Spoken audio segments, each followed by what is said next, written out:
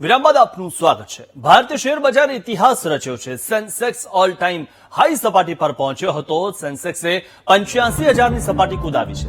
ગઈકાલે BSc 84,928.61 point પર બંધ રહ્યો હતો, જ્યારે આજે ટ્રેડિંગની શરૂઆતમાં બીએસસી 84,860.73 પોઈન્ટ પર ખુલ્યો હતો। જો કે થોડા સમય બાદ બજારમાં રિકવરી જોવા મળી હતી અને સેન્સેક્સ 85,050 પોઈન્ટ પર પહોંચ્યો હતો, જ્યારે નિફ્ટી 25,928 પોઈન્ટ પર પહોંચ્યું હતું। અને હાલમાં જે રીતે કારોબાર ચાલી રહ્યો છે, સતત જે આંકડો છે તે ઉપર જઈ રહ્યો છે અને શેર બજાર સતત નવી ઊંચાઈઓ સર કરી રહ્યું છે।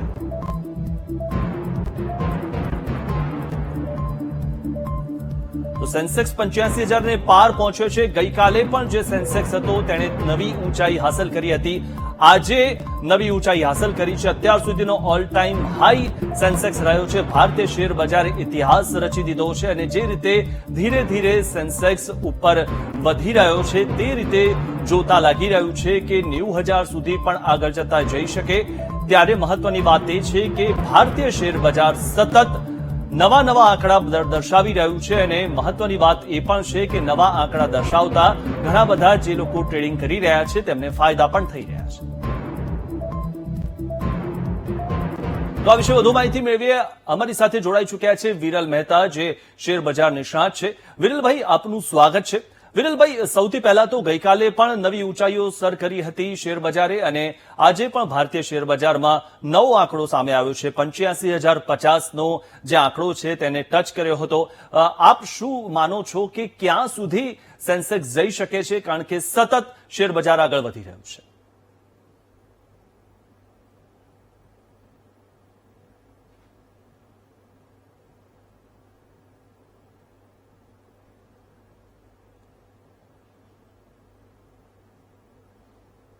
જી જી, આપનો અવાજ આવી રહ્યો છે?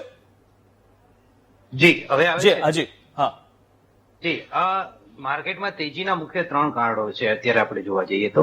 એક તો અમેરિકામાં ફેડ રેટનો જે કટ આવ્યો એના કારણે, સેકન્ડ આપણે કરંટ મંથમાં જોઈએ તો મોર ધેન 25,000 કરોડનું એફઆઈઆઈ બાઇંગ કર્યું છે, સાથે ડીઆઈ પણ કન્ટિન્યુ બાઇંગમાં છે। આના કારણે માર્કેટમાં એક ઉછાળો જોવા મળે છે અને સાથે સાથે એક વસ્તુ એ પણ જોવા મળી કે રિટેલ ઇન્વેસ્ટરો બહુ સારી રીતે એક્ટિવ થઈ ગયા છે, ખાસ કરીને આઈપીઓ અને સેકન્ડરી માર્કેટ બંનેમાં।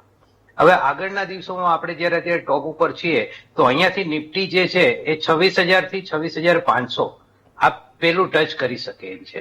ત્યાંથી એક પ્રોફિટ બુકિંગ આવી શકે એમ છે માર્કેટમાં, કારણ કે આપણે જોઈએ છે કન્ટિન્યુ જે તેજી છે એમાં અત્યારે એફઆઈ પણ મોર ધેન 65% બાઇંગ ઉપર છે। તો એક લેવલે એ પણ જયારે બુકિંગ કરશે તો માઇનોર એવું પ્રોફિટ બુકિંગ આવી શકે એમ છે।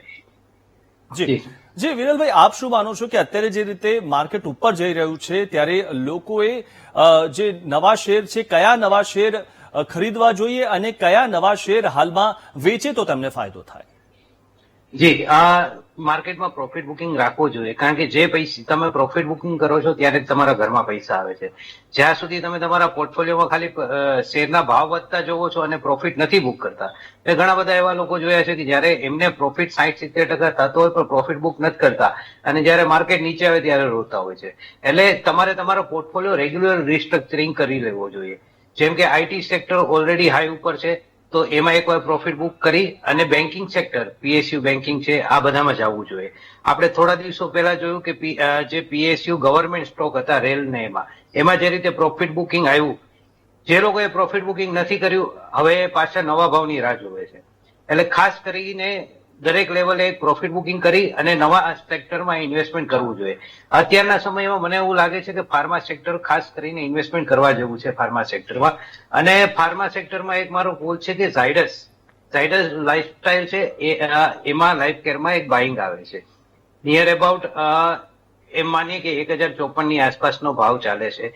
અહીંયાથી 1,010ના સ્ટોપલેસ થી બાય કરે અને 1 થી 2 મહિનાનું વ્યૂ રાખે તો 1,100 થી ઉપરનો ટાર્ગેટ મળી શકે એમ છે। સેમ વસ્તુ આપણે જોઈએ તો મેટલ સેક્ટરમાં ઘણા વખતથી તેજી નથી આવી, તો મેટલ સેક્ટરમાં ખાસ મારા 2 શેર છે, સેલ અને ટાટા સ્ટીલ। આમાં ખાસ કરીને બાઇંગ કરવું જોઈએ કે મેટલ સેક્ટરમાં ઘણા વખત પછી હવે એક બ્રેકઆઉટ આવ્યું છે એટલે એક નવી તેજી બની શકે એમ છે। જી, જી વિરલભાઈ, ખાસ કરીને એવું જોવા જઈએ એક સમાચાર એવા પણ સામે આવ્યા હતા કે એક બાજુ શેર બજાર ઉપર જઈ રહ્યું છે, બીજી બાજુ જે એફએનઓ કરતા હોય તેમાં ઘણા બધા લોકોને નુકસાન પણ અત્યાર સુધી થયું છે અને ઘણા લાખો કરોડો રૂપિયાનું નુકસાન થયું છે. તો આના પાછળનું કારણ શું છે? શું આ સ્થિતિમાં શેર માત્ર લઈને મૂકી રાખવા જોઈએ? જી, આ જે છે એફએનડો વસ્તુ આખી અલગ છે. અત્યારે જે સમય છે તમે પ્યોર ઇન્વેસ્ટમેન્ટ કરો, સ્ટોકમાં ઇન્વેસ્ટમેન્ટ કરો. ફ્યુચર ઓપ્શન કેવી વસ્તુ છે, જે લોકોને નુકસાન થયેલું છે એમાં આપણે મોર દેન 50% વ્યક્તિ જોઈએ ને સાહેબ, તો નિફ્ટી જે ચાલતી હોય એના જે કોલ પુટ લે એ એકદમ દૂર ના લે છે, ઇન ધ મની નથી લેતા. એટલે ફોર એન એક્ઝામ્પલ નિફ્ટી ચાલે છે 26,000, ઉદાહરણ તરીકે લઈએ તો એ લોકો જે કોલ લે છે એ 26,000 ઉપર ના લે છે. એની જગ્યાએ એમણે એટ ધ મની અથવા ઇન ધ મની ના કોલ લેવા જોઈએ.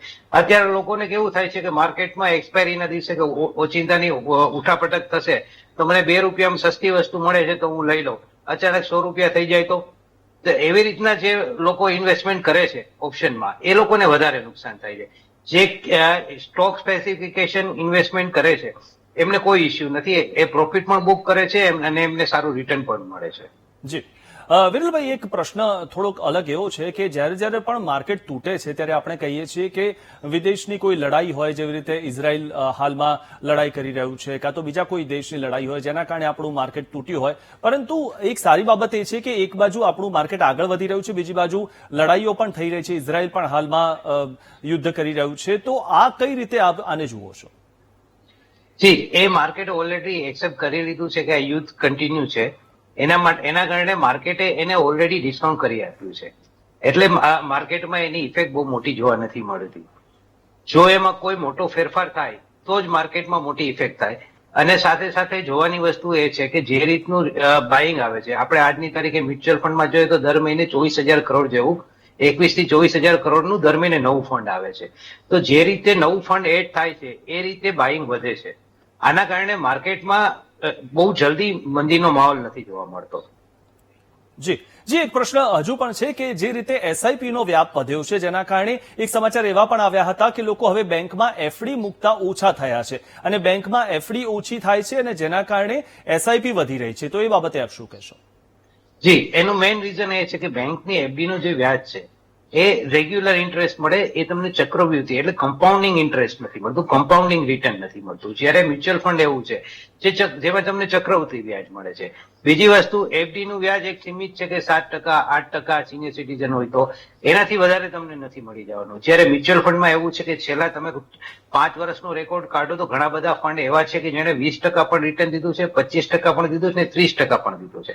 એટલે લોકો અત્યારે એ વસ્તુ ખાસ જોવે છે કે ઇન્ફ્લેશનની સામે એફડી બીટ નથી મારી શકતું. આ જે રીતે મોંઘવારી વધે છે એની સામે જો એફડી ના ઇન્ટરેસ્ટ રેટ જોઈએ તો એમને એટલું રિટર્ન નથી મળી જતું, એ જ ઇન્ફ્લેશનની સામે ગ્રોથ નથી કરી શકતું. એટલે એ લોકો મ્યુચ્યુઅલ ફંડમાં લોકો વધારે ઇન્વેસ્ટમેન્ટ કરે છે. બીજા દેશોની તુલનામાં જોઈએ તો બાકી બધા દેશોમાં મ્યુચ્યુઅલ ફંડ ને એવા બધી અલગ અલગ ઇન્વેસ્ટમેન્ટ પ્રોડક્ટમાં 30 થી 40% પબ્લિક ઇન્વેસ્ટમેન્ટ કરે છે. જ્યારે ભારતમાં આજની તારીખે પણ 10-12% થી વધારે કોઈ પબ્લિક એવી નથી જે મ્યુચ્યુઅલ ફંડમાં કે ડાયરેક્ટ સ્ટોક માર્કેટમાં ઇન્વેસ્ટમેન્ટ કરતી હોય. એટલે હજી આપણી પાસે 30-40%ની જગ્યા છે કે જે ભવિષ્યમાં નવા ઇન્વેસ્ટર આવી શકે છે આના કારણે. જી, વિરલભાઈ, આપનો ખૂબ ખૂબ આભાર અમારી સાથે જોડાયા તે બદલ અને આ માહિતી આપી તે બદલ.